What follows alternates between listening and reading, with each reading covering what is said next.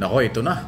Pinagtibay na po ang alyansa or pagkakasundo at pagpapalakas ng pwersa ng Partido Federal ng Pilipinas at Lakas CMD na ginawa mismo sa Malacanang. Kung di ako nagkakamali, nagkaroon ng mga signing at nandun ang mga kinatawan ng mga opisyalis.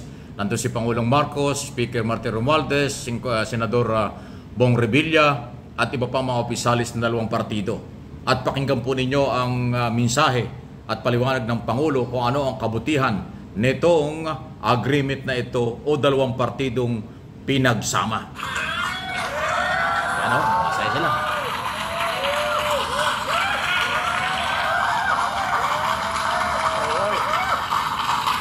Maraming salamat sa ating puting speaker sa kanyang pagpakilala at sa kanyang mensahe na pinigay sa ating ngayong araw tungkol sa paglagda ng agreement sa gitna ng PFP at saka ng Lakas CMD.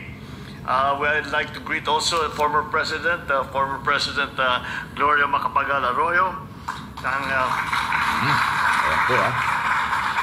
sa side naman ng Partido Federal. Andito po ang ating President, si Governor Jun Tamayo. Ang tamang-tama yung kanyang designation, Special Assistant to the President, dahil si Anton kahit saan partido pumapasok eh. Lahat ng caucus ng lahat ng partido nakakapag-attend siya. Kaya bagay na bagay siya rito. So, Secretary Anton Lagdameo. Ano? Ang bahagi, lahat ng ehensya. Dali lang ha. Magandang tanghali po sa inyong lahat. Ayan o. We mark today a significant moment, not just for Philippine politics, but also for the field of public service. As we now formalize as the members of both parties have now formalized and built an alliance that will propel our country towards the bagong Pilipinas that we envision. What we have conceptualized is what really began in the previous campaign and the previous election, and we are encouraged na lumakas ang loob natin dahil ang isinisigaw natin nung kampanya ay ang pagkakaisa, unity. Kaya binuo natin yung tinatawag nga naman na unity. And ito naman, nakita naman natin na tanggap ng taong bayan ang ating mensahe tungkol sa pagkakaisa. At bukod pa doon, nung tayo matagumpay na sa ating kampanya, matagumpay na tayo sa eleksyon, ang dinala natin, pinagpatuloy natin yung ating pagkakaisa. Dahil nasimula natin yung tinatawag natin na whole of government approach, na lahat ng bahagi, lahat ng ehensya, lahat ng departamento ng pamahalaan ay sabay-sabay ang galaw. At hindi lamang kagaya ng dati, kung minsan sinasabi, itong mga project na ito sa DPWH lang yan, ito sa DOH yan, ito sa... Hindi na tayo ganun ngayon. Tayo yung nagkakaisa. At sinasabi natin, lahat ng kayang tumulong ay dapat may kasama sa pagtulong, sa pagpaganda ng buhay ng bawat isang Pilipino. Ngayon, kasama din natin dyan ang legislature. Hindi natin kayang gawin executive lamang.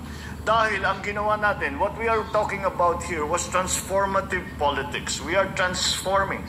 We are not recovering. Matagal ko na sinasabi, lalo na sa mga nagtatanong sa amin, the economy is recovering. Sabi ko, hindi ako interesado mag-recover na bumalik tayo sa 2019. Kailangan palitan natin talaga ang patakbo ng pamahalaan. Kailangan natin palitan at pag-isip ang ating patakbo ng kung saan tayo tutungo. And we have to position the Philippines in a way that will take full advantage of the new economy.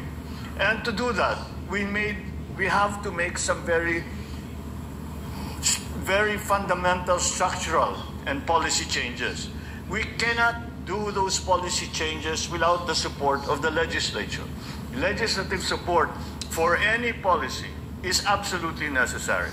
And so that is what I talk about when I talk about the all of government approach, where it's no longer just the executive who is expected to implement programs or to be part of the economic progress, part of the development of the country.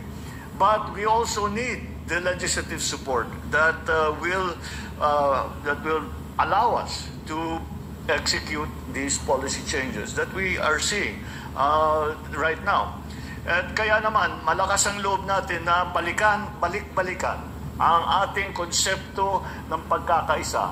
Dahil siguro naman ay nakita natin sa nakaraang magiging 2 taon na, sa nakaraang 2 taon, ay nakita natin na yung pagkakaisa na binuo natin bago pa nung kampanya, nung nakaraan, bago pa nung kampanya hanggang sa eleksyon. At pag nung tayo umupo na, ay nagkakaisa pa rin tayo, ay marami tayong nagagawa. Yun. Marami tayong maipakita na pagbabago, marami tayong natutulungan ng mga Pilipino, at papunta na nga tayo sa ating pinapangarap na tinatawag nating bagong Pilipinas. Simpleng-simple lang yan.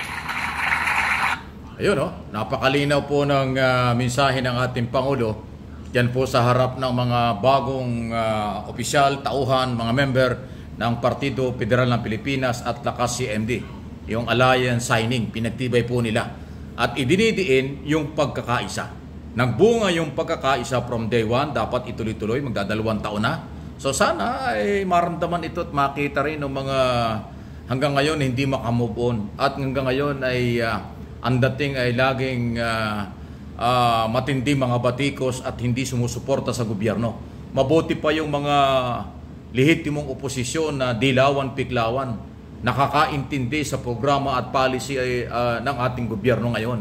Pero yung kabilang sektor, yung Duterte Camp at Alvarez Group, ayun po yung mga tumututol sa gobyerno. Katunayan, ang galaw nga nila, pinagdududahan na nga na talagang na meron na hong pagpapabagsak na gustong mangyari. Ayaw niya na magtagumpay itong gobyernong ito.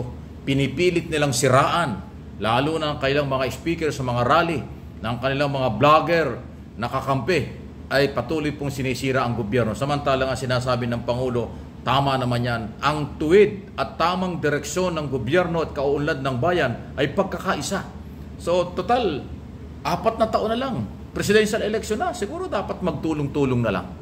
Tulungan si Pangulong Marcos at huwag magmadali yung mga politikong iba dyan, at uunlad ang bayan. Ayan nangyayari po kasi, sila'y nagmamadali, palitan si Pangulong Marcos.